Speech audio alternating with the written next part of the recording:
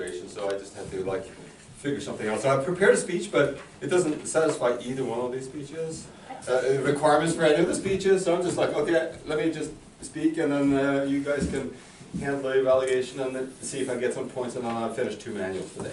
Oh, Awesome. So that's it. Now that's a wrap. that's creative. That is a wrap. That is a wrap. You too. I'm going to start now. So, good morning. Why do we have accounting?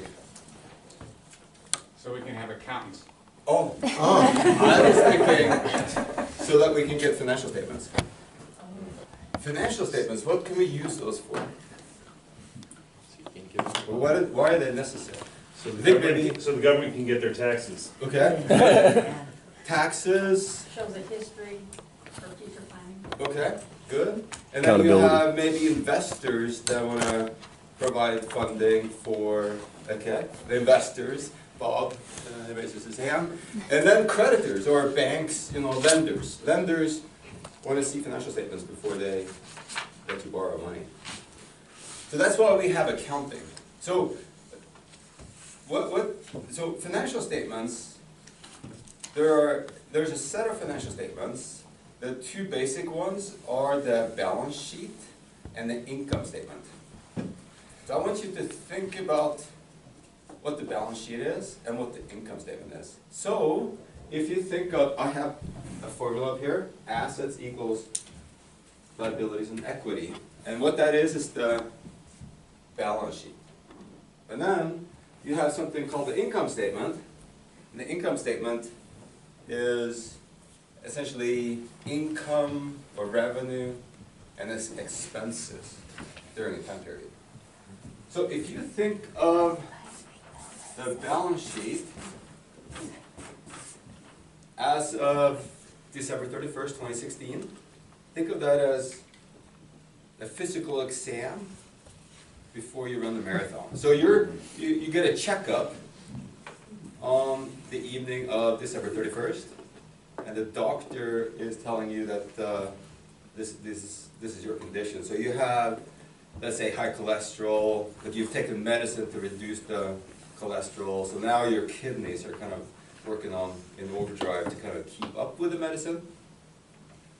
And so you have maybe high cholesterol but reduced from before, and then some other side effect from taking that medicine that's doing something to your kidney. So that's your condition on December 31st, 2016. And then you go out there and you're going to run a marathon, and the marathon starts on January 1st. This right here is the balance sheet. That's your physical exam. That's this formula right there. That's your condition. Then, now, for the year 2017, you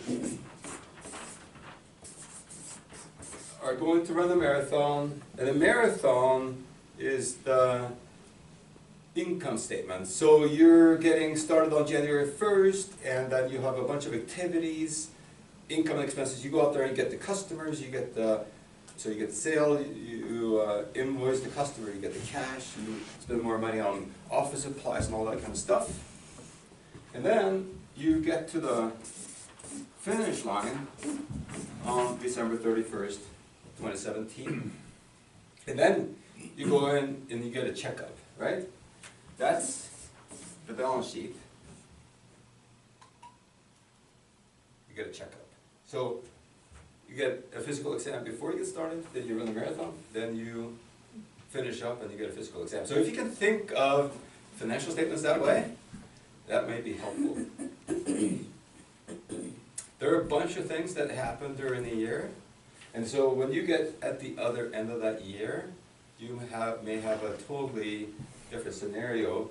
Maybe your cholesterol is way down because you ran that marathon, very healthy during the year, and but you now have other problems. Maybe you have now a severe back problem because you ran that marathon for a whole year.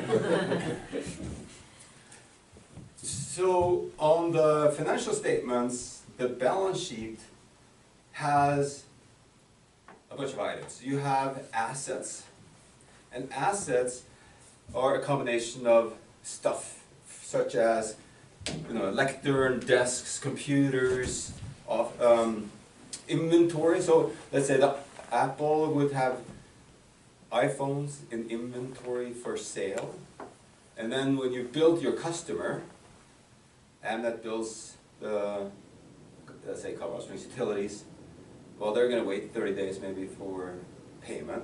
So assets have current assets, and let's call it fixed assets or long-term assets. So current assets and long-term assets, let's say. That covers assets. Then liabilities and equity, that's basically how is the operations, how are the operations funded? And so you have loans and payables and such items that you need to pay for now. Equity is essentially, you could say how much is the business worth or the net worth of the business as it stands right now. The income statement, well, you have activity there, the revenue or income as you might call it, or turnover. And then you have direct expenses to revenue, that would be cost of goods sold, or you could say direct expenses, direct costs. So that you'd subtract the direct cost from the revenue, you get gross profit. Then you have a bunch of operating expenses. And operating expenses are things that help you achieve that. So paying for, let's say, accounting or your HR folks, so staff, and then office supplies and that kind of stuff. You get down to operating profit, and some miscellaneous stuff down here, and you get to net income at the bottom, net income or loss. So what do we call it? This right here, net income, some people call it bottom line. What do we call it, the bottom line? It's at the bottom. Thank you.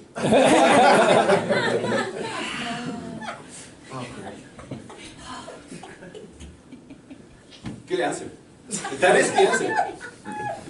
So if you guys can start thinking about your financial statements in these simplified terms, that the balance sheet provides a point-in-time reflection of your status. So a physical exam at the beginning of the period, then you run your marathon, because it's an extensive period, and then after you run that marathon, you go back in for a checkup to see how the condition is.